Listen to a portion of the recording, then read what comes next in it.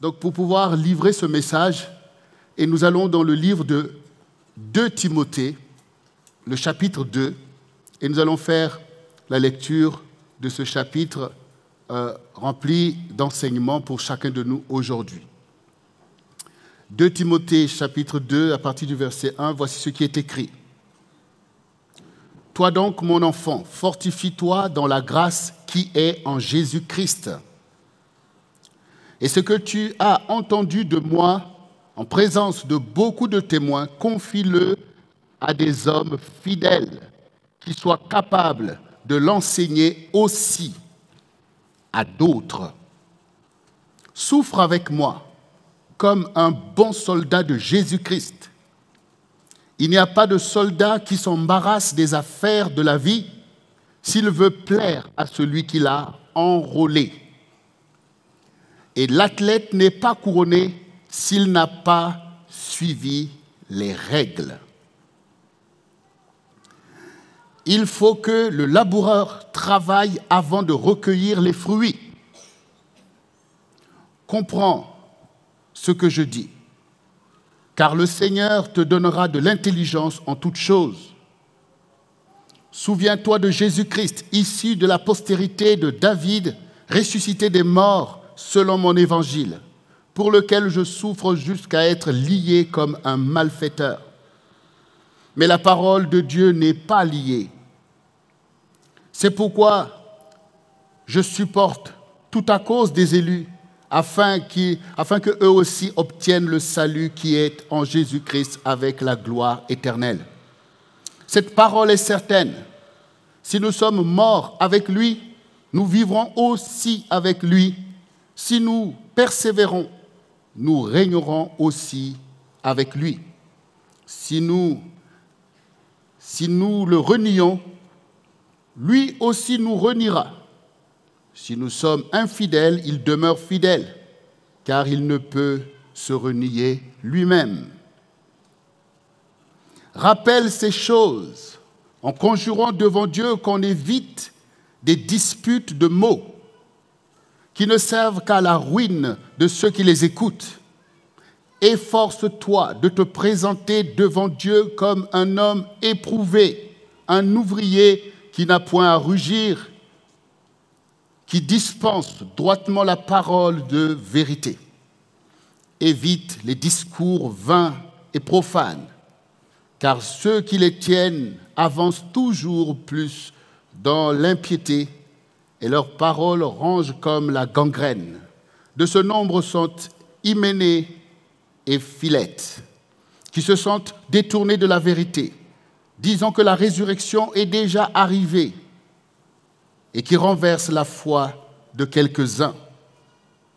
Néanmoins, le solide fondement de Dieu reste debout, avec les paroles qui lui servent de sceau. Le Seigneur connaît ceux qui lui appartiennent, et quiconque prononce le nom du Seigneur, qu'il s'éloigne de l'iniquité. Dans une grande maison, il n'y a pas seulement des vases d'or et d'argent, mais il y a aussi de bois et de la terre. Les uns sont des vases d'honneur et les autres sont d'un usage vil. Si donc quelqu'un se conserve pur, en s'abstenant de ces choses, il sera un vase d'honneur sanctifié, utile à son maître, propre à toute bonne œuvre. Fuis les passions de la jeunesse et recherche la justice, la foi, la charité, la paix, avec ceux qui invoquent le Seigneur d'un cœur pur.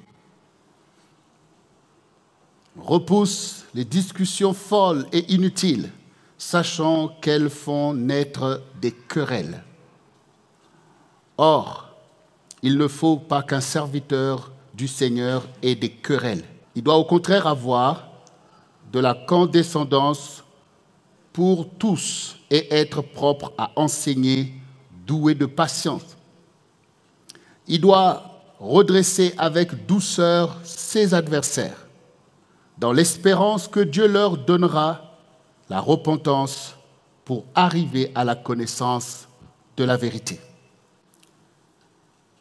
Et que revenus à leur bon sens, ils se dégageront des pièges du diable qui s'est emparé d'eux pour les soumettre à sa volonté. Bien-aimés, voici un chapitre à propos pour chacun d'entre nous. Premièrement, l'Église est le lieu de l'enseignement, où des disciples parvenus à la connaissance de la vérité, par la persévérance, transmettent à d'autres le même enseignement qui fait de nous les disciples de Jésus-Christ. Chacun de nous puise ici l'attitude qu'il faut. La connaissance de Dieu est le bien le plus précieux qui soit donné au monde, qui soit donné à un peuple, à une génération, à l'Église. Et chacun doit y aspirer. Il s'agit d'être enseigné des voies du Seigneur, qui sont conformes à sa gloire, conformes à son amour pour l'humanité, où Dieu désire que nous puissions aimer le Seigneur et aimer notre prochain comme nous-mêmes. Ton Dieu est fidèle. Tu es donc appelé à être son fidèle, car c'est ce qui convient à un disciple de Jésus-Christ. Ici, l'apôtre prend des images très fortes pour nous rappeler que l'enseignement de Dieu est accessible à notre entendement. D'abord, il nous compare à un soldat. Et nous savons c'est quoi un soldat. C'est quelqu'un qui s'enrôle pour l'intérêt de la nation. Il s'enrôle pour défendre la nation. Ça veut dire qu'il donne sa vie pour défendre la vie des autres. Parce que c'est ça, s'engager dans l'armée ou même dans la police. Il faut savoir qu'une armée n'est pas mise en place pour jouer. C'est qu'on sait que le monde est un monde de guerre, donc la guerre peut surgir pendant que toi, tu vas aller te confiner dans ta maison ou dans le bunker qu'on a peut-être préparé pour toi. Eux, ils doivent aller au front pour affronter la mort ou espérer la victoire. Donc, ce sont des personnes qui doivent être formées, être entraînées. Ils doivent savoir dans quoi ils s'engagent. Et donc, ils se forment. Et ils ne s'embarrassent pas des choses de la vie qui nous embarrassent au quotidien. Qu'est-ce que je veux manger? Qu'est-ce que je veux boire? Mais pourquoi ceci? J'en ai marre et tout. Non, ils sont formés pour être capables d'être maîtrisés, pour être capables d'avancer vers l'adversité, pour pouvoir savoir qu'il y aura des temps où peut-être que pendant des jours, ils ne vont pas pouvoir dormir. Et même parfois ne pas pouvoir manger, parce que vous imaginez bien sur le champ de bataille. On ne peut plus fonctionner comme tous les jours. Pour dire, ah non, il est telle heure, je dois dormir à telle heure. Peut-être que tu vas dormir d'un autre sommeil. Ah ben oui. Quand ils sont en campagne, ce qui les intéresse, c'est la victoire. C'est de défendre la nation. Donc, du coup, ils sont formés pour cela. Et Dieu nous compare à ces personnes. Ça veut dire que nous devons avoir conscience qu'il y a des facteurs qui agissent sur la terre contre le royaume de Dieu, dont nous sommes les citoyens, contre les intérêts de Christ, dont nous sommes des disciples, c'est-à-dire nous sommes ses soldats. Un roi a bien des soldats pour défendre son règne. Et nous le voyons dans le monde. Oui, nous avons entendu par les témoignages de nos bien-aimés combien Dieu est bon, quand même nous étions loin, quand même nous marchions n'importe comment. Dieu, il est avec nous, mais c'est exactement son rôle de père. Un père ne renie pas ses enfants. Au quotidien, nos parents, ils ont bien parfois supporté des choses, ils nous ont repris, ils sont toujours là avec nous, prêts à nous aider dans leurs fonctions. Dieu aussi fait la même chose, mais il ne tolère pas nos péchés.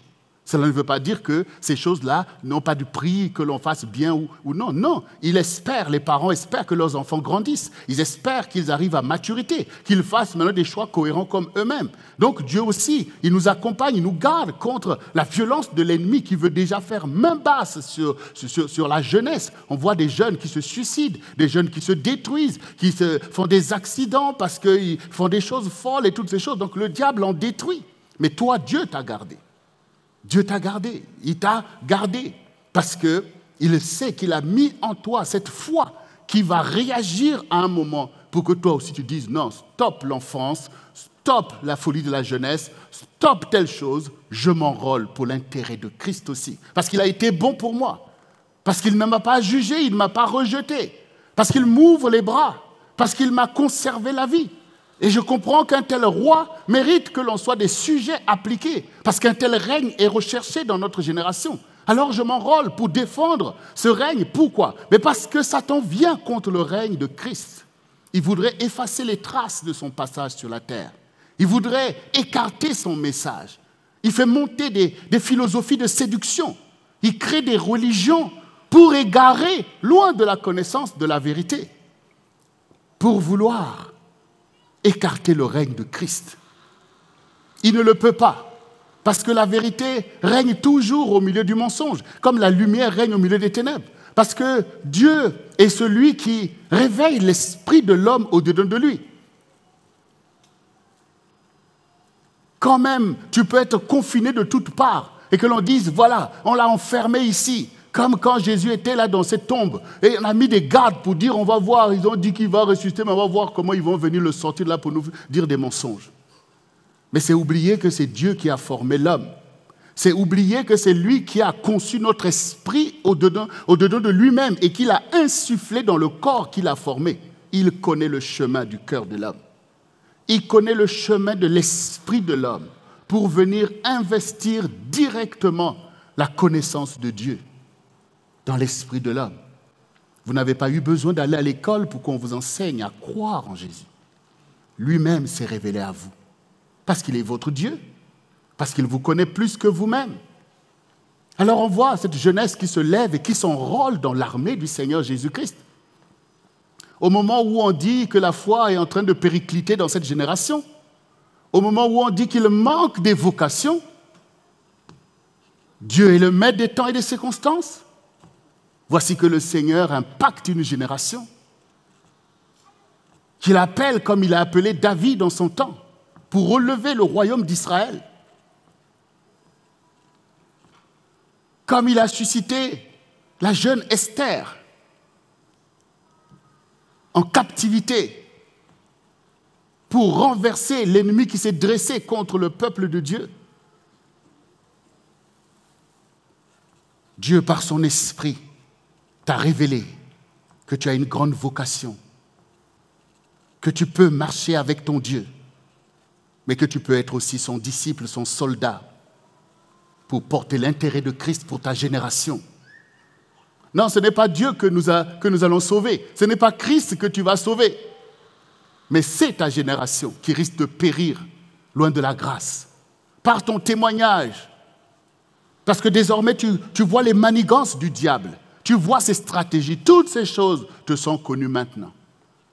Le Seigneur te dit, tu es la lumière du monde. Quand tu vas témoigner à une personne qui réalise aussi que j'ai ce que tu dis là, j'ai quelque chose en moi, j'ai toujours eu telle vision, tel songe, et qu'il voit maintenant que ça correspond à ce qui est écrit, eh bien tu as renversé le royaume de Satan qui s'était dressé. Donc un soldat, s'il veut plaire à celui qui l'a enrôlé, il ne s'embarrasse pas des choses qui t'embarrassaient avant. Et ça, les enfants, très important pour vous de comprendre que maintenant, vous avez fait le choix d'une vie de liberté. Et la liberté, c'est la liberté. Or, beaucoup de choses vont vouloir vous empêcher d'être libre. Les mêmes choses qui autrefois vous empêchaient d'être libre. C'est-à-dire, un tel a mal parlé, un tel m'a critiqué, la colère arrive, l'irritation. Toutes ces choses ne sont pas la liberté. Celui qui est libre est au-dessus de ces choses. Parce que ces choses ne vont pas disparaître. Au contraire, Satan va vouloir venir encore pour pouvoir ramener toutes ces mauvaises herbes pour pouvoir te faire croire que tu n'iras nulle part. Il va vouloir monter tout un tas de stratagèmes, d'opposition pour vouloir te faire trébucher. Mais or, maintenant, tu es libre de ces choses. Ça veut dire que, ben oui, quelqu'un te méprise, ben tu es même déjà en train de prier pour lui. Mais tout ce qu'il dit ne t'impacte plus. Parce que tu n'es plus dans la colère, dans l'irritation. Tu as même compassion de lui. Vous croyez que Jésus, s'il était quelqu'un comme nous qui s'irrite, il serait descendu sur la terre en sachant ce qui s'y passe? Non. Il connaît ces choses. Il dit, Père, pardonne-leur car ils ne savent ce qu'ils font. Il faut que tu comprennes ces choses, que je suis un disciple de Christ, je suis un soldat, je ne m'embarrasse pas de ces choses. Oh, un tel m'a mal parlé, un tel m'a parlé mal de ma race, de ceci. Enfin, ça, c'est fini, ça. C'est fini. Tu as des vraies choses à faire. Tu as des vrais ennemis à combattre. Les puissances des ténèbres, les esprits de destruction. Mais tu verras la perdition. Tu verras la perdition autour de toi. Tu verras combien beaucoup de gens, même croyants, ne sont pas dans la parole de Dieu. Je vous rappelle que du temps de Jésus, il n'y avait pas des gens qui se prétendaient être athées. Est-ce que vous le réalisez? Aujourd'hui, les gens disent qu'ils sont athées, mais en fait, c'est une posture intellectuelle. Parce que dans la réalité, même du temps de Jésus, les gens ont toujours cru en quelque chose. Les gens sont des croyants. Même parmi les Juifs, il y avait notamment ce qu'on appelait deux sectes. Il y avait les Sadducéens et puis les pharisiens. Mais à côté, même les Romains qui étaient là, ils croyaient dans les œufs, dans plein de dieux. Et comme vous voyez autour d'eux, il y avait des Baals, il y avait toutes sortes de dieux. Voilà. Donc aujourd'hui, le côté, oui, athée, ou le côté agnostique, ce sont des postures intellectuelles des gens qui ne veulent peut-être pas se soumettre à tel principe religieux, à tel dogme. Et puis on se dit, non, moi je suis athée, moi je suis ceci. Mais quand vous regardez dans leur vie, ils croient dans quelque chose qui n'est pas la même chose auquel vous croyez, mais on croit en quelque chose. Mais j'aimerais aussi vous rappeler que si Jésus-Christ, qui est le Fils de Dieu, qui est venu avec autant d'amour et autant de désir de nous libérer, a subi une telle opposition de la part des religieux. Donc ne soyez pas étonnés quand vous allez voir vous-même que même les religieux qui vous entourent seront les premiers à vouloir vous lancer la pierre, à vouloir vous déstabiliser par rapport à votre engagement. Vous serez étonnés et effarés, alors que dans la vérité, vous êtes rentrés dans la Sainte Assemblée. Pas d'amalgame. Pas d'amalgame. Devant Dieu, chacun de nous est devant le Seigneur. Pas des généralités. Donc, d'abord, la Bible dit clairement que quand vous vous engagez avec Jésus, vous aurez des tribulations. Voilà. D'abord, les autres qui ne comprennent pas, les gens qui vous jalousent, qui veulent vous lancer la pierre, mais n'oubliez pas que vous avez un ennemi avec qui vous avez signé la guerre. On a entendu la sœur qui disait ici que c'est fini pour ma vie d'avant. Mais avec qui dans sa vie d'avant? Est-ce que le prince de ce monde des ténèbres, pour autant, il va dire, bon, ben, elle m'a quitté, je suis déçu, et puis je vais avoir un gros poêle? Non, il va vouloir attaquer. Il va vouloir faire tout un tas de zizanies. Mais à la guerre comme à la guerre. On ne s'inquiète pas de ce qu'il pense ou de ce qu'il ne pense pas. Nous, ce qui nous intéresse, c'est ce que pense le Seigneur. Voilà, chacun son maître, chacun son roi. Et nous savons que nous sommes du côté de celui qui est le Seigneur. Donc notre challenge, ce n'est pas pour autant de voir qu'est-ce que Satan essaie de faire contre moi. C'est comment le maître me conduit.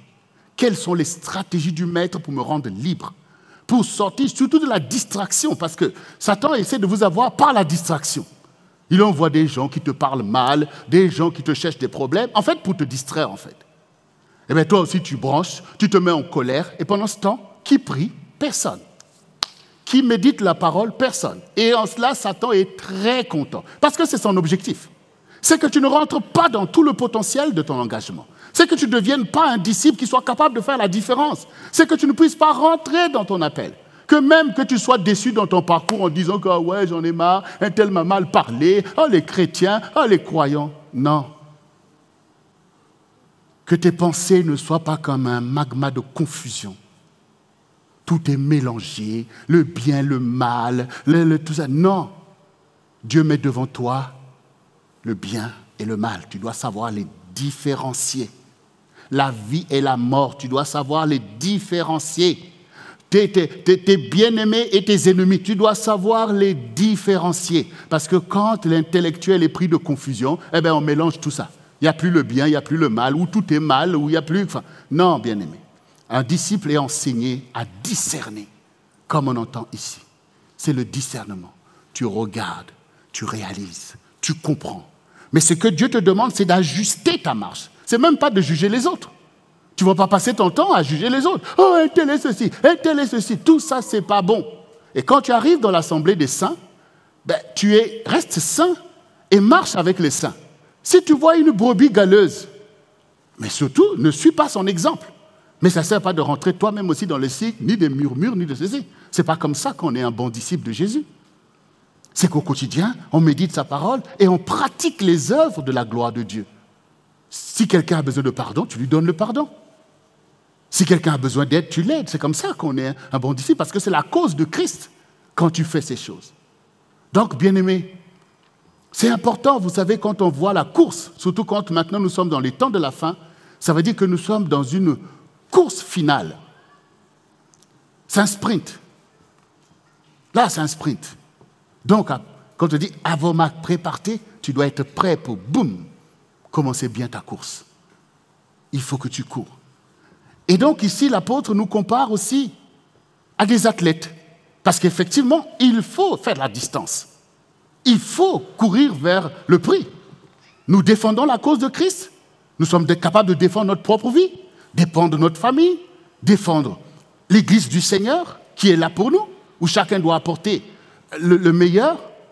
Mais aussi, je dois gagner la course. Je dois atteindre les objectifs de Christ. Je dois atteindre même les objectifs de ma propre vie. Donc, je suis un athlète. Je ne dors pas dans du sommeil, de l'assoupissement, du sommeil de la mort. Je sors de la paresse, de la confusion. J'ai des objectifs à atteindre.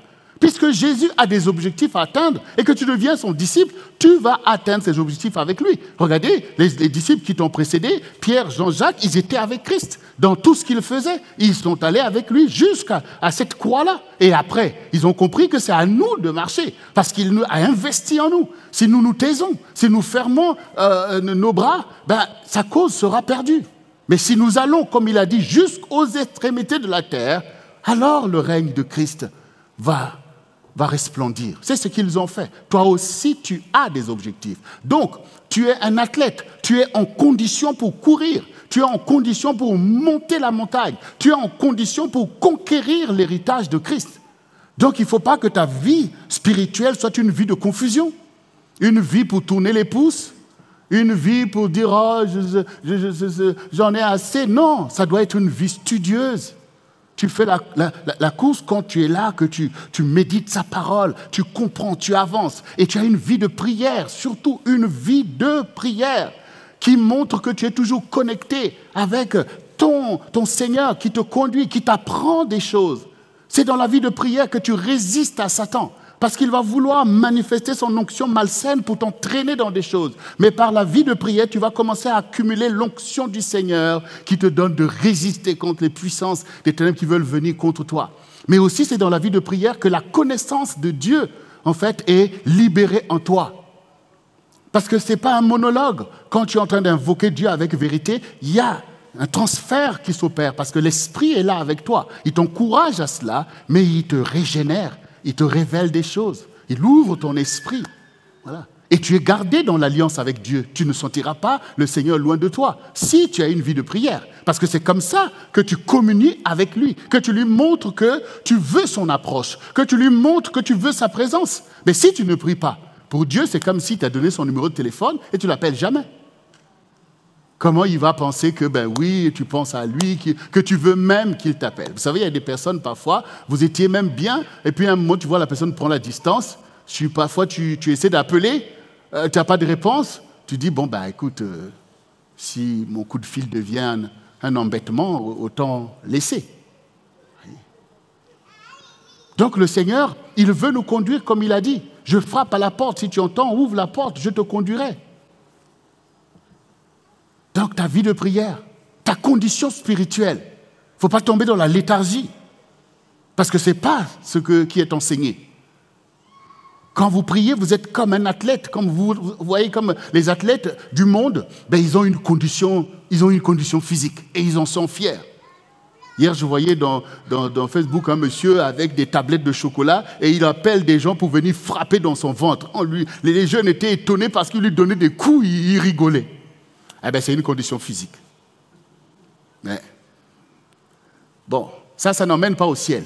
Mais déjà, physiquement, c'est pas mal. Et Dieu ne vous refuse pas que vous fassiez du sport. Hein. Pour votre santé, il faut en faire. Pas trop. Parce que des fois, on va se déformer le corps et tout. Et puis après, on périt des crises cardiaques. Ce n'est pas quand même l'objectif. Mais il faut faire un sport aussi pour se maintenir. Parce que le corps en a besoin pour que les organes circulent bien. Mais là, ce qu'il ne faut pas rater, quand l'apôtre Paul disait que le sport est utile à peu de choses, ça veut dire qu'il y a quand même une utilité. Hein. Mais par rapport à la piété, La piété a plus d'importance. Ça veut dire que tu dois, sur le plan spirituel, ta vie de prière, de méditation de la parole, doit te donner des tablettes de chocolat. Mais spirituellement parlant, l'ennemi essaye de venir t'attaquer avec des trucs, toi, comme ce monsieur-là, tu rigoles parce que du coup, tu es blindé. Blindé comme le Seigneur était blindé. Bien-aimé, c'est des images, mais c'est la vérité. C'est la vérité. Voilà. Tu ne seras plus moindre chose, un tel m'a fait ceci. Laisse un tel. Occupe-toi de toi. Ferai ton chemin. Un héros, il passe au milieu des épreuves, des difficultés, même on te jette la pierre. Ce qu'on a fait à ton maître, on fera aussi à toi. On fera. Mais tu seras aussi vainqueur comme ton Seigneur parce que tu gardes ton focus sur lui. Et au milieu de tes épreuves, tu apprendras la fidélité. Et Dieu va te purifier. Il va faire tomber beaucoup de choses qui sont en toi, qui ne sont pas encore bonnes, mais il va les faire tomber au milieu du feu des épreuves. Et tu vas connaître le Seigneur. Et il va se révéler à toi. Donc, bien-aimé, on suit les règles. Les règles, c'est l'enseignement de la parole. Tant que tu appliques l'enseignement de la parole, tu es heureux. Ce n'est pas ce que pensent les gens. Tu vas gérer, Dieu sera avec toi. Que de toi vienne toujours l'amour, la paix. Mais ce n'est pas pour autant qu'on ne va pas effectivement essayer de te déstabiliser. Parce que Dieu permet l'épreuve. Sinon, ton témoignage va s'asseoir sur quoi? Donc Dieu permet, comme on a vu même dans le livre de Job, combien Dieu a permis une telle grande épreuve. Mais toi aussi, quand tu vas te retrouver dans tes épreuves, sache que c'est la fidélité de Dieu qui te sera témoignée et tu sauras encore comment atteindre tes objectifs. Ensuite, le deuxième passage, rappelle ces choses en conjurant devant Dieu qu'on évite des disputes de mots. Ici, l'apôtre veut montrer que l'ennemi a des stratégies pour venir, bien sûr, vouloir détourner beaucoup, en fait, dans l'Église par des débats inutiles. Et ça, malheureusement, beaucoup de chrétiens se retrouvent à être champions de ça. C'est un gros préjudice. C'est un gros préjudice. Il y a au contraire des choses que chacun doit enseigner, la crainte de Dieu, pour avancer. Mais là, on rentre dans des débats, enfin des choses inutiles. Des débats de dénomination, des choses qui ne font avancer personne, qui témoignent au contraire qu'on est sorti du droit chemin. Emmener des disputes, des murmures. Ne rentrez pas dans ces voies. Soyez des bons disciples de Jésus. Soyez occupés à des vraies choses avec le Seigneur. Parce que ces choses sont comme l'ivraie qui vient pour vouloir gangréner l'arbre et la bonne plante. Et ici, les avertissements de l'apôtre sont clairs. Il ne faut pas s'adonner à ces choses. Il faut éviter des débats inutiles sur la sémantique. Il faut éviter. Ce qu'il y a d'important, c'est que la connaissance de Dieu est disponible dans sa parole. On doit apprendre comment honorer ses parents. On doit apprendre comment être fidèle à son épouse. On doit apprendre comment être fidèle à son mari. On doit apprendre comment conduire ses enfants. On doit apprendre comment aimer ses bien-aimés. On doit apprendre même comment servir son pays. On doit apprendre comment venir en aide aux démunis. On doit apprendre toutes ces choses. Il n'y a pas de temps pour des débats inutiles. On n'est pas des philosophes. On n'est pas des philosophes. Nous sommes des procurateurs de la paix du Seigneur. Et il y a tellement des causes de Dieu qui nous entourent, en fait. La cause de Christ, c'est ce malheureux que tu as l'habitude de rencontrer. C'est l'orphelin qui n'a plus de secours, qui ne peut pas aller à l'école. Ce sont des gens qui périssent ça et là de faim, alors que tu vois toi-même que tu es oppressé par la nourriture. Voici des causes auxquelles on a besoin d'apprendre pour pratiquer les œuvres du Seigneur qui sauvent. Donc on n'a pas le temps d'aller s'asseoir avec des moqueurs, des gens qui ont perdu eux-mêmes le sens de leur destinée et qui veulent tout simplement faire de l'Église un lieu de distraction. Ce sont des péchés graves parce que c'est l'œuvre du diable. C'est l'œuvre du diable. Il ne faut pas emboîter le pas à cela. Veillez sur vous-même. Le domaine spirituel, il est vaste. Mais ce qui importe, c'est savoir se diriger. Savoir que ça ne me sert à rien. Ne croyez pas que le Seigneur est dans les postures parce que vous prenez une posture que ça va l'impressionner. Non. Il est dans le fait du discernement de faire ce qui est bien. des choses intelligentes que tu vois que tout ça, ça mène quelque part. Donc ne vous laissez pas aveugler par des personnes qui, soi-disant, ils connaissent mieux que vous. Tu écoutes, un, deux, tu sais déjà que ce n'est pas du tout bon. Ça n'a rien à voir avec l'enseignement que j'ai entendu, c'est pourquoi je me suis engagé avec Jésus. Et ta vie t'appartient en fait. Ta vie t'appartient, ta vie est ton butin. Personne ne doit te forcer à quoi que ce soit. Voilà. Personne ne doit te forcer. Nous, on est là, on dit la parole du Seigneur, on t'enseigne, on te dit des choses, mais c'est à toi le choix. Tu dois être libre de connaître le Seigneur. Si les choses que tu entends ne te mènent pas vers le roi que tu as choisi, vers Jésus-Christ, vers sa volonté, ben ne perds pas ton temps. Ne perds pas ton temps dans des religiosités inutiles. Vous savez que la religion peut devenir tout simplement une vallée des ossements. Tous ceux qui prétendent vouloir te conduire ne sont pas des bergers. Et s'ils ne sont pas des bergers, c'est donc des croque-morts alors, qui te conduisent vers la mort. Hein. Pour te plâtrer dans la religiosité, tu deviens comme une momie. Ta vie n'avance à rien du tout. Et le diable vient charger. C'est important, bien aimé, que ce fondement, que vous sachiez que ce challenge du discernement doit être le vôtre. L'enseignement de Jésus est tellement clair et ses objectifs sont clairs. Ne perdez pas votre temps. Le Seigneur a donné la parabole des talents. Ça veut dire qu'il y aura des comptes qui seront rendus au Seigneur. Voilà. Des talents ont été donnés. Tout ce que Jésus a mis en toi, tous les dons, les talents, tu rendras compte de ce que tu en as fait au milieu des humains là où tu te trouves. Parce que c'est aujourd'hui, vous savez que ce qui intéresse le Seigneur Jésus aujourd'hui, c'est les âmes. C'est tout ce qui l'intéresse, c'est de sauver les âmes. Et s'il n'y avait plus personne, s'il n'y avait plus quelqu'un à sauver de notre temps, il aurait enlevé l'Église. Parce qu'il n'y a aucun intérêt pour lui que nous restions dans la situation, dans ce que nous vivons là aujourd'hui. Mais si nous restons, c'est parce qu'il y a d'autres bien-aimés qui doivent nous rejoindre. Et du coup, il nous a donné des talents pour dire « travaillez dans mon champ et engranger la moisson ». Donc, tu es là pour faire des choses qui sont évidentes à Jésus-Christ. La parole dit « Dieu a tant aimé le monde qu'il a donné son Fils unique afin que quiconque croit en lui ne périsse point, mais qu'il ait la vie éternelle. » Donc, Jésus est celui qui sauve le monde par son amour. Et nous, ses représentants, nous sommes là pour témoigner cet amour à quiconque. Peu importe que les gens nous croient en Dieu ou pas, ils doivent bénéficier de lui. Et ils bénéficient parce que nous sommes ses disciples, qui soient capables de poser des actions. Le Seigneur a dit, si j'étais en prison, vous êtes venus me visiter. Est-ce que là, aujourd'hui, c'est Jésus qui est en prison ? Mais ce sont des gens que Jésus aime qui sont en prison. Et il partage lui-même leur cause. En te faisant savoir que toi qui es mon disciple, ben, si tu veux vraiment me servir, viens me voir en prison. Donc il y a des choses à faire. Donc là, tu commences à voir que tu deviens un croyant qui fait avancer le royaume de ton Dieu. Il faut être occupé à ces choses-là, pas des bavardages inutiles. Si tu pries, tu jeûnes, c'est bien. Mais un athlète, il s'entraîne pour courir, pour gagner des couronnes. Toi aussi, tu pries, tu jeûnes, il faut qu'on voit ton œuvre. Il faut qu'on voit, il faut qu'il y ait du secours. Il faut que les gens bénissent le Seigneur à cause de toi. Il faut que les gens qui sont même loin de la foi chrétienne disent « Oh, vraiment cet homme !» Quand ils bénissent Dieu à cause de toi, Dieu s'en souviendra pour dire « Non, ça c'est le fruit de mon disciple qui a manifesté de l'amour. » Dieu ira les chercher. Il ira les chercher. Allez veut dire que ne restez pas là, enfermés, en train entre vous là. Allez. Viendra un temps où Dieu même ne va pas dire, il va te chasser. Allez, sors. Va œuvrer là, fais ce pourquoi. Parce que le temps passe. Donc, bien-aimés, ces débats-là ne sont pas utiles. Mais ce qui est utile, c'est d'œuvrer. C'est de manifester à notre génération la gloire de Christ, telle que vous la lisez dans Ésaïe 61.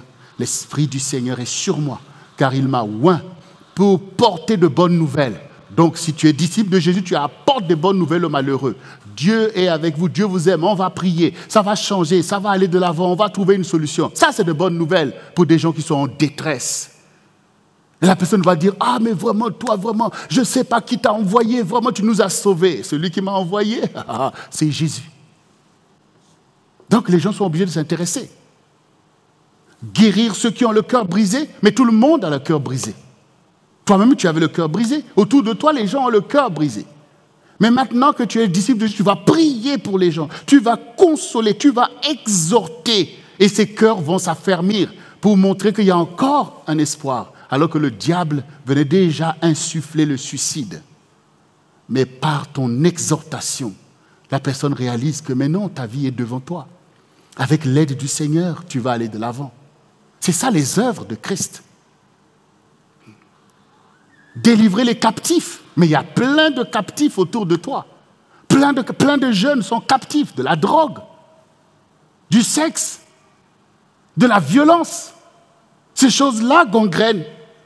Il faut aller les délivrer de ça, il faut aller témoigner. Il faut montrer aux jeunes que mais ce pays-là, c'est pour vous. C'est vous qui allez être demain des présidents, des ministres. Pourquoi se tirer une balle dans le pied? Et là, c'est même pas le pied, dans la tête. Il faut aller libérer cette jeunesse qui entend parfois des paroles qui déprimantes, des paroles de mépris. Il faut leur dire au contraire que le pays vous appartient. Ce sont les jeunes qui détiennent l'avenir dans la famille et même dans la société. Voilà. Demain, ce n'est pas ceux qui sont là qui seront des présidents. C'est vous qui serez là. Alors il faut, au contraire, prendre sa vie au sérieux. Et placer sa vie, en fait, dans un bon témoignage. Veiller sur sa vie. Et se mettre à apprendre.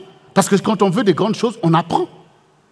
Parce qu'au moment où tu es là en train de faire toutes ces choses mauvaises, là, il y a des fils des autres qui, eux, tu ne les vois pas. Hein, parce qu'ils sont en train d'étudier dans des bonnes écoles pour former les élites de demain. Alors que ton Dieu ne t'a pas disqualifié. Avec Dieu, tu feras des exploits. Mais il faut que tu apprennes les choses de Dieu. Il faut que tu apprennes aussi le courage et toutes ces choses qui montrent, où la Bible voit que les croyants en Jésus-Christ, en Dieu, avant toi, ont fait la différence dans des temps et dans des nations. Dans les temps de détresse comme ça, c'est là qu'on cherche maintenant la révélation. Qui peut nous faire puisque tout le monde est disqualifié? C'est là que toi, tu vas te signaler. On va voir que lui, il sait faire telle chose, il sait faire. Au bout d'un moment, Jésus a accompli envers toi ce qu'il dit, certains des derniers seront les premiers. Donc, il faut étudier. Et c'est pour ça que l'apôtre dit ici, fuis les passions de la jeunesse. Les passions de la jeunesse. Le diable a emmené beaucoup de passions pour la jeunesse. Mais ce n'est pas des passions dans le sens que c'est passionnant. Non, c'est des passions pour piéger ta vie, pour détruire. Et nous savons tous combien de jeunes sont morts dans leur prime jeunesse. Combien de destins fauchés à cause des passions de la jeunesse. Fuis les passions de la jeunesse. Dans la Bible, il y a un jeune qui s'appelait Joseph. Joseph, lui, il aimait Dieu. Et du coup, Dieu le visitait, lui montrait des songes et tout. Toi aussi, Dieu te montre des songes et des visions. Il faut s'intéresser à ces choses parce que Dieu aussi, il dit, fais de l'Éternel tes délices et il accomplira le désir de ton cœur. Il y a beaucoup de jeunes dans la Bible qui, eux, se sont intéressés plutôt à Dieu qu'aux passions de leur génération. Qu'aller expérimenter des choses, des pièges du diable. Non, ils se sont, comme le Seigneur Jésus lui-même, intéressés à Dieu. On vous parle de Jésus à 12 ans, il était en train de parler avec les souverains sacrificateurs pour leur expliquer la parole. Donc on voit bien. Pour le monde, la jeunesse, c'est le temps de la folie, mais pour Dieu, ce n'est pas le cas. C'est au contraire le temps de prendre l'avantage. Et David disait, je suis plus sage que les vieux. C'est vrai, parce que lui s'intéressait au Seigneur et c'est Dieu qui donne la connaissance. Donc Joseph, mais il avait des rêves, des visions et toutes ces choses. Mais il avait appris aussi à aimer le Dieu de son père. Quand il s'est retrouvé en Égypte et que la femme de Potiphar, son patron, voulait le piéger, elle s'est fait belle, commençait à danser une danse bizarre. Joseph a fui. Il a fui en fait. Et tout ça, ça l'a sauvé. Donc ça veut dire que des jeunes apprenaient maintenant à fuir. Parce que très souvent, l'intellect te fait croire que maintenant tu vas maîtriser. Non. Ces passions-là, il faut les fuir parce que c'est contagieux. Il faut fuir. Ben, tu vas les fuir où? Ben, tu vas les fuir à Total Praise. Tu vas les fuir à l'accueil. Tu vas les fuir dans la prière. Tu vas les fuir au culte de gospel. Tu vas le fuir en marchant dans le réveil. Tu vas le fuir dans les choses de Dieu. C'est dans les choses de Dieu que tu peux véritablement fuir ces réalités qui veulent venir au milieu de toi. Satan sait comment mener ces choses. Les jeunes sont livrés d'abord à la pornographie. Quand tu commences à regarder des choses pornographiques et tout, allez, le système se met en place et ça s'enchaîne avec tout le chariot. Masturbation, impureté sexuelle, et puis boum, tu es pris dedans. Tu es pris. Et il amène et tout, et la drogue, et la boisson, et toutes ces choses pour gangréner ta vie. Voilà. Mais comment tu vas fuir ces choses? C'est parce que tu te passionnes aux choses de Dieu. Et comme il dit ici, là, fuir veut dire chercher la justice. Tu veux faire ce qui est juste, même pour ta propre vie. Est-ce que c'est juste que je mène une telle vie? Est-ce que c'est juste que je puisse sortir et abandonner mes études? Est-ce que c'est juste que je sois maintenant lancé dans un processus de violence sous prétexte de ceci, de cela? Est-ce que c'est juste qu'entre mes parents et moi, ça devienne la guerre comme ça? Donc tu cherches la justice, Seigneur, qu'est-ce qui est juste de faire? Et Dieu va te révéler ce qui est juste que tu fasses pour ta propre vie, parce que ta vie sera ton butin. Ta vie. Parfois, on est sur la vie des autres. Oh, un tel, pourquoi tu m'as... Occupe-toi de ta vie. Parce que c'est avec cette vie que Dieu va faire des exploits. C'est avec cette vie que tu vas aider ta famille en ton temps. C'est avec cette vie même que tu vas bénir ta nation et ta génération. Ta vie, et c'est ta vie que Satan convoite. C'est ta vie qu'il veut détruire. Donc, tu cherches la justice. Qu'est-ce qui est bien pour tes parents? En tant que jeune, qu'est-ce que je dois faire pour mes parents? Dieu dit honore ton père et ta mère. Il y a des choses que tu vas faire, réussir, qui sont l'honneur de ton père et ta mère. Ta mère surtout, les soutenir au temps où ils ne pourront pas se soutenir eux-mêmes. Tu seras là, présent, au rendez-vous de l'histoire de ta famille. Parce que tu as produit tes efforts de jeunesse. Parce que tu ne t'es pas laissé aller à la folie de l'adolescence et de la jeunesse. Mais tu as utilisé ta jeunesse pour te préparer à jouer un rôle dans ta famille pour que tes parents ne puissent pas tomber dans la disgrâce quand on ne peut plus subvenir à ses besoins, de se retrouver dans la misère et toutes sortes de choses. C'est bien parce que dans ta jeunesse, tu as compris par la volonté de Dieu que ta jeunesse doit être une jeunesse vertueuse. Voilà. Parce que tu as compris que c'est toi qui détiens la clé de l'histoire de ta famille et même de ta génération. Parce que la jeunesse, c'est la force. La jeunesse, c'est l'intelligence. Et la jeunesse peut beaucoup de choses que les vieux ne peuvent pas.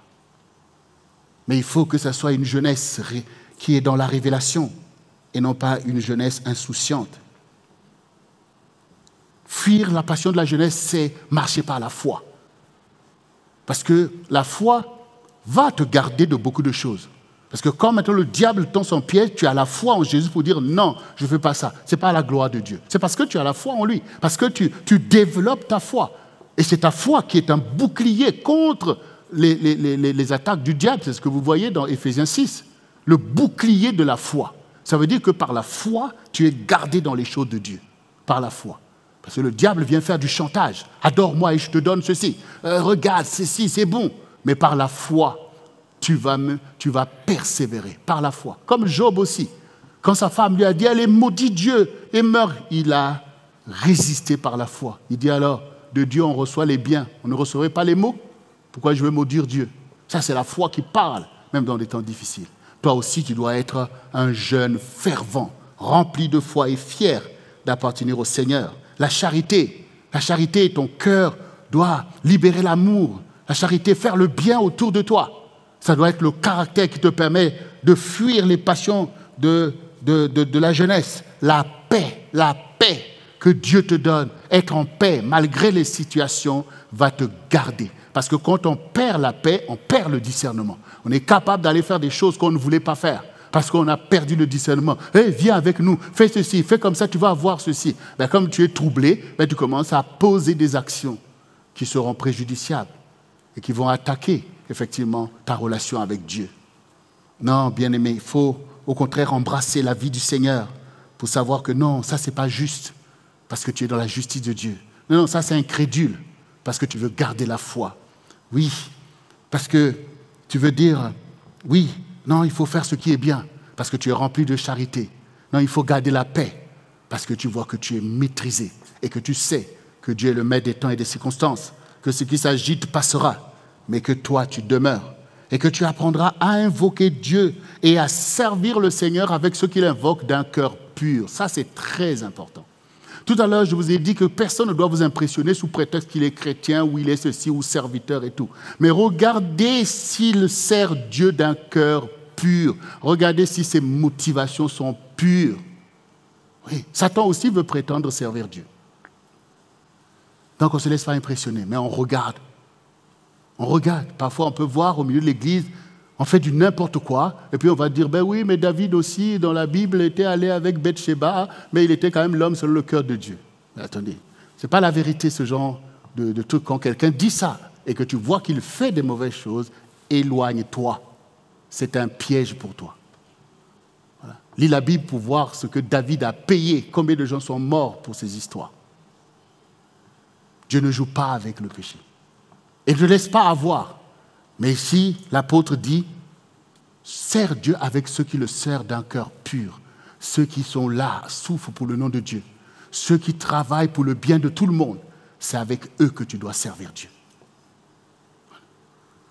C'est avec eux.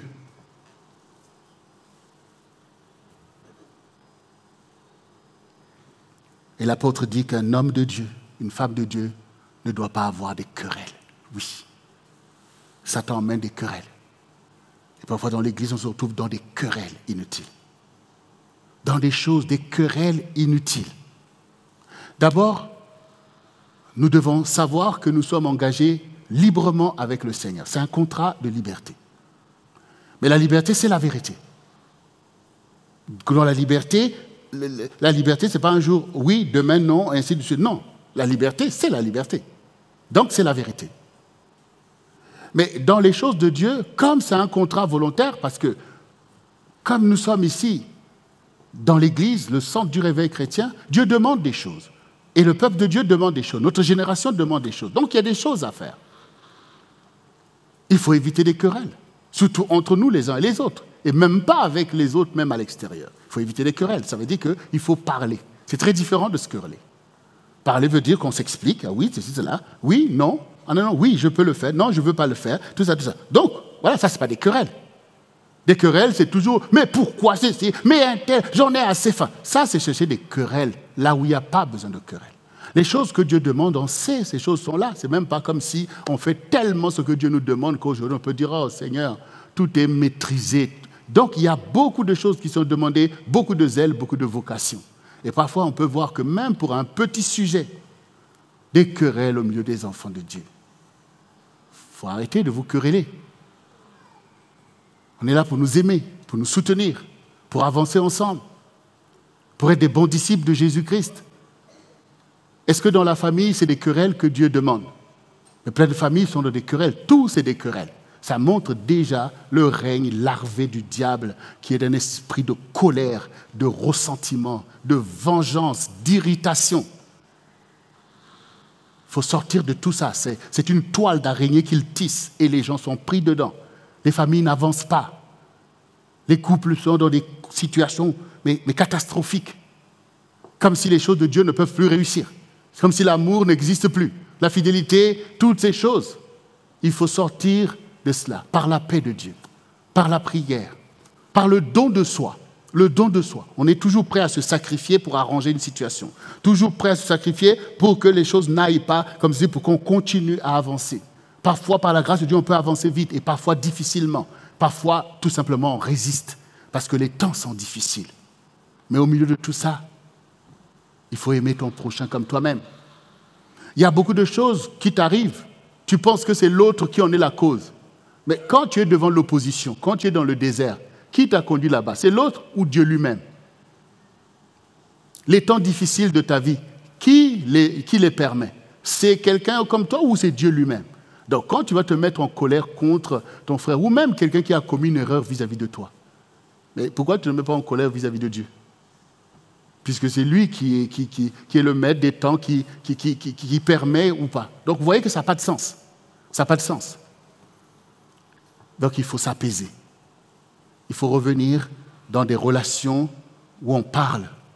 Tu n'es pas obligé de tout accepter. Quand tu ne veux pas dire non, je ne vais pas le faire. Cela aussi est respectable. Le Seigneur dit que ton oui soit oui, que ton non soit non. Le Seigneur n'a jamais dit qu'on ne peut pas dire non. D'ailleurs, au contraire, il faut dire non dans pas mal de choses, surtout quand on veut t'emmener dans des choses qui ne sont même pas les choses de Dieu. Si tu es fatigué, tu dis non, je suis fatigué. Mais ne dis pas j'en ai marre. Tu veux aller au ciel? Mais c'est ça en fait, j'en ai marre, tu as marre de vivre en fait. Parce que tout ce qu'on te demande dans l'église, c'est les choses de la vie en fait, de la vie d'un disciple. On te dit de prier, tu trouves que ça t'embête? C'est quoi à la suite alors? Vous voyez, quand vous êtes dans une maison, on te dit, bon voilà, c'est le temps de faire le repas, ça t'embête? Mais qu'est-ce qu'on va manger? Là, je ne suis pas en train de dire aux sœurs seulement, hein. Je dis aussi aux frères. Les frères, on t'a dit, ton épouse t'a dit de faire le repas. Pourquoi tu t'énerves?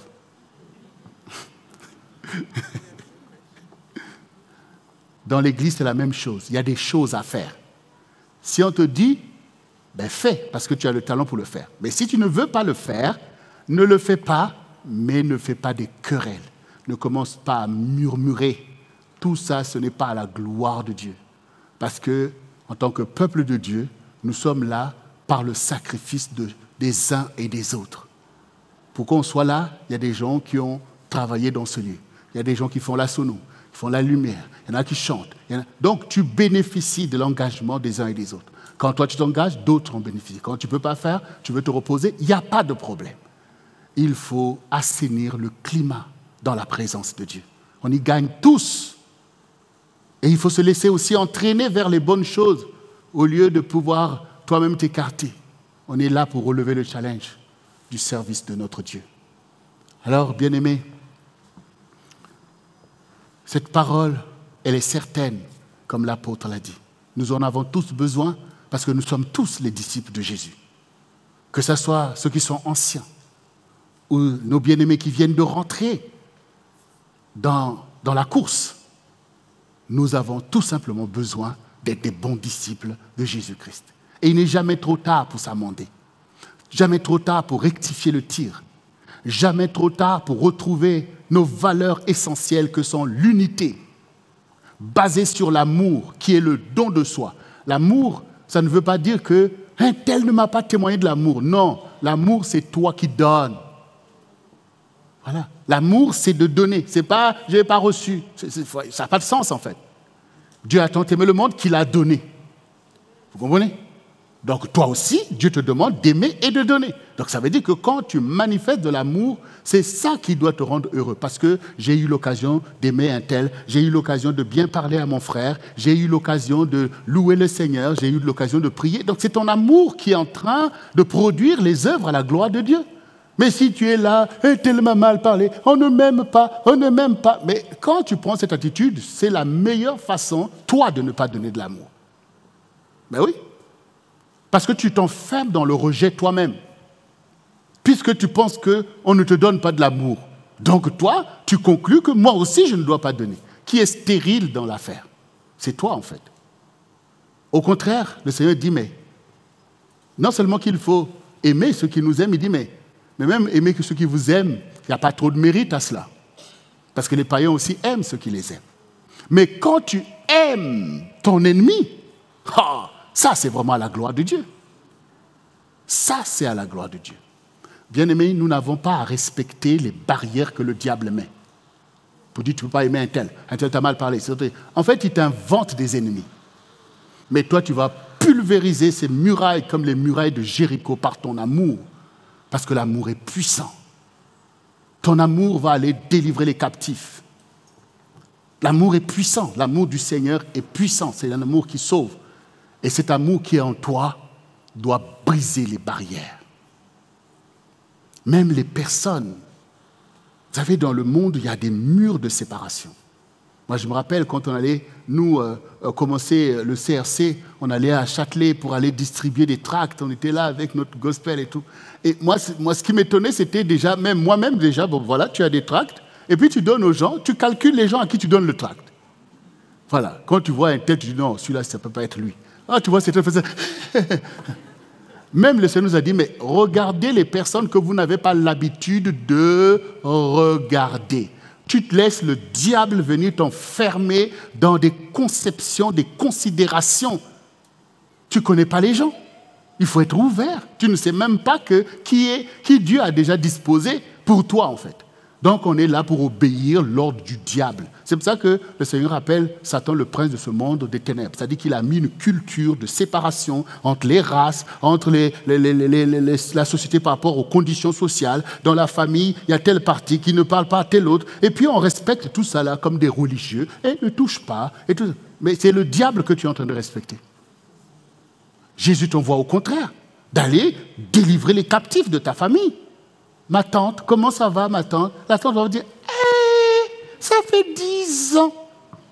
Et tu es là. Ah, comment ça va, ma tante, la santé? Boum, tu as brisé un mur. Tu as brisé un mur. C'est ça l'amour. L'amour bénit les gens. Et tu gagnes à le faire, parce que tu es comme le Seigneur, en fait. Alors, bien-aimés, notre génération a besoin du témoignage de Jésus-Christ en chacun de nous. Nous sommes forts ensemble. Et nous sommes le centre du réveil chrétien. Ça veut dire que la foi chrétienne a besoin de réveil. Et c'est la vérité. Et je peux vous dire que Dieu est en train d'emmener un réveil. Dieu est en train d'emmener un réveil dans un pays comme la France. Parce que la foi d'autrefois est témoignée par les cathédrales et tout, mais il y a un moment où c'était froid dedans. Il n'y avait plus de vie. Mais là, nous avons vu nos frères catholiques qui se sont mobilisés pour repartir dans leurs églises. Et je veux vous dire que pendant Noël, beaucoup de catholiques ne se sont pas dit que c'est la fête de la famille, je vais rester à la maison confortablement. Ils ont réclamé de faire des messes. Et ils ont fait des messes à la queue leu-leu. Dieu est capable de réveiller, hein? Mais il ne faut pas que ceux qui sont réveillés s'endorment entre-temps. Voilà. Tout ça, c'est important de réaliser. Les gens commencent à réaliser que leur foi est importante, en fait. Et que cette foi est attaquée. Et ils se réveillent eux-mêmes. Et parfois, ils ont vu qu'ils ont eux-mêmes négligé ces choses. Mais béni soit le Seigneur qui permet aussi par les épreuves qui nous arrivent aux gens de méditer qu'est-ce qu'ils ont finalement de plus précieux. Et de voir des gens qui veulent maintenant la parole de Dieu. Ça contribue à ce que Dieu nous a dit depuis le début. Le réveil d'une génération, c'est ce qui est en train de se produire. Il faut le voir et il faut le reconnaître aussi. Ça demande d'enlever les œillères. Parce que vous savez, Dieu ne dépend pas de nous. Hein. Dieu, il est Dieu. Souviens-toi quand tu as été sauvé. Ce n'est pas la volonté de Dieu. Donc il est capable aussi de faire pour les autres. Mais ce qui est important pour le Seigneur, c'est que quand il envoie un mouvement spirituel, c'est l'heure de se traduire par la connaissance. Donc, il faut quelqu'un qui explique, qui dit que non, c'est comme ça, pour que ce mouvement ne puisse pas passer. Et puis, les gens, finalement, ils se disent que c'était comme une agitation, ils retrouvent l'incrédulité. Non, il faut que l'Église travaille à pouvoir encadrer ce retour vers Dieu pour former des disciples qui emmèneront encore cette connaissance de Dieu. Et nous bénissons le Seigneur pour nous, au centre du réveil chrétien. Dieu nous avait déjà mobilisé l'année du ministère des vocations et de grandes réalisations et nous bénissons le Seigneur pour tous les bien-aimés qui, aujourd'hui, sont rentrés dans leur appel. Est-ce qu'on peut acclamer le Seigneur pour ça? On a eu beaucoup de serviteurs et c'est une grâce de Dieu, des bien-aimés qui sont rentrés dans leur vocation, mais la plupart sont dans le process. La formation l'IFM a pris une ampleur extraordinaire. Parce que les gens ont compris que maintenant, là, c'est la destinée prophétique qui est importante. Maintenant, c'est connaître son Dieu. Maintenant, ce sont des temps déterminants. Et ce mouvement ne fait que s'amplifier. Et je bénis aussi le Seigneur, puisque c'est notre dernier culte, pour toute la mobilisation que Dieu a générée, alors qu'au moment où l'esprit de mort voulait tout confiner, où Dieu nous a mobilisés, Pasteur Jocelyne et moi-même, à pouvoir maintenir par le moyen du digital, notre leadership auprès de son peuple pour pouvoir les encourager, les exhorter, leur envoyer toujours cette parole. Et Dieu a ouvert encore des portes où partout dans le monde, le CRC a été présent pour beaucoup, même pour beaucoup d'églises, pour beaucoup de serviteurs de Dieu. Nous bénissons le Seigneur pour sa fidélité, parce que c'est par son esprit qu'il fait ces choses. Et ça n'a jamais été facile pendant ces temps difficiles que nous avons traversés d'être là debout pour pouvoir être là pour vous. Et Dieu l'a fait. Et donc, je bénis aussi la mobilisation qu'il y a eu au milieu de vous. Non seulement que ceux qui étaient dans la formation ont poursuivi, vous avez suivi le culte, vous avez suivi vos réunions de prière, mais il y a des équipes qui ont vraiment permis, qui nous ont permis d'être en contact avec vous et avec beaucoup de personnes à travers le monde. Que le nom du Seigneur soit béni, parce qu'il nous a fait fonctionner. Et ce n'est pas pour s'arrêter, c'est pour continuer. Parce que les vocations sont déployées. Et le ministère est demandé dans notre génération.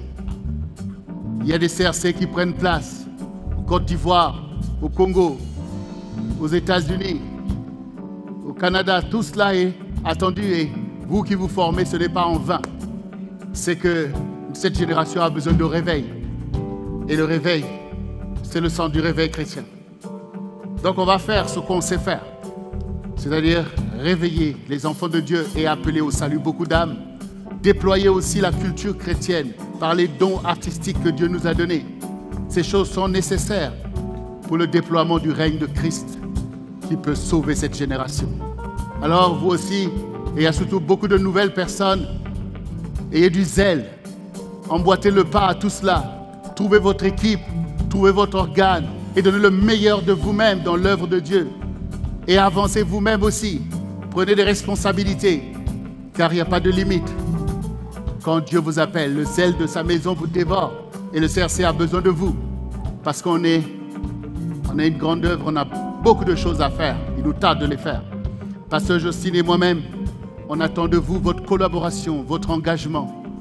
Servir Dieu, c'est ce qui nous motive tous et on va le faire. Dieu est capable de nous utiliser, il est capable de vous utiliser. Faites-lui confiance, mais rendez-vous disponible. Parce que ce que Dieu demande, c'est le temps. Et ce que Satan veut prendre, c'est votre temps. Gloire au Seigneur. Alors, bien-aimés, pour ce dernier culte, pour ce culte des baptêmes, ce culte, nous bénissons le Seigneur pour ce qu'il a fait et ce qu'il va continuer à faire. Nous sommes donc maintenant prêts à pouvoir sortir de cette année, de ce temps, pour aller vers les temps qui sont devant nous, que le Seigneur saura lui-même définir pour nous, pour que nous puissions nous attacher à suivre la voie qu'il va nous donner. Alors je vous demande de vous mettre debout maintenant.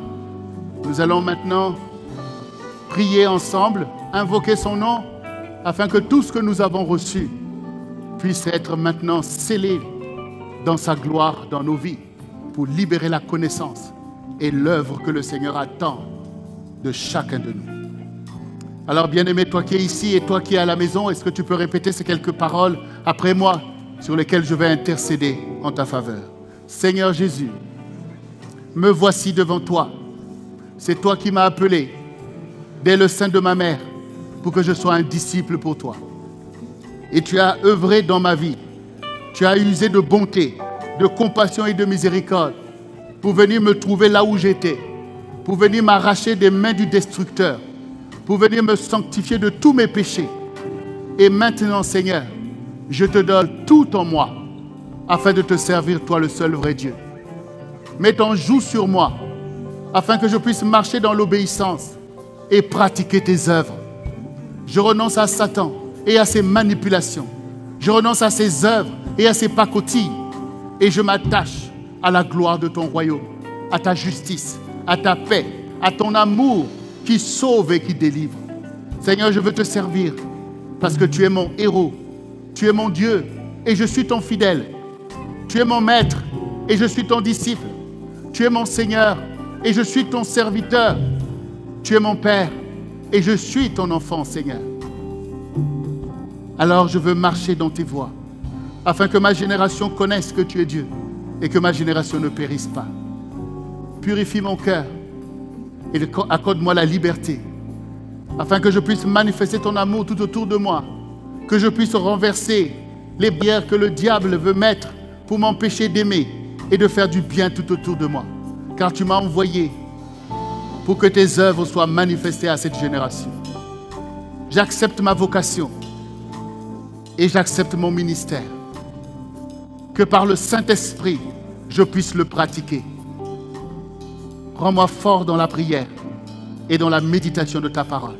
Nourris-moi, Seigneur, de la connaissance de toi et de la connaissance des choses de la vie, afin que je puisse porter du fruit. Fais de moi un canal de bénédiction pour tous ceux qui m'entourent et tous ceux vers qui tu m'envoies. Seigneur, que moi et mes frères, que moi et mes sœurs, que nous soyons unis par l'unité de la foi et le lien de l'amour fraternel, afin d'être ton Église au milieu de cette génération. Une Église vivante, une Église féconde, une Église utile à sa génération, pour le salut de beaucoup d'âmes et pour la croissance de tes brebis. Merci Seigneur, car avec toi nous ferons des exploits. C'est toi qui renverses les murs de Jéricho devant nous. C'est toi qui renverses le royaume de Satan devant nous, Seigneur. Et tu nous rends victorieux parce que tu es toi-même avec nous. Reçois la gloire et l'honneur à toi seul, car tu es Dieu. Nous te bénissons, nous t'élevons, nous t'exaltons au nom de Jésus.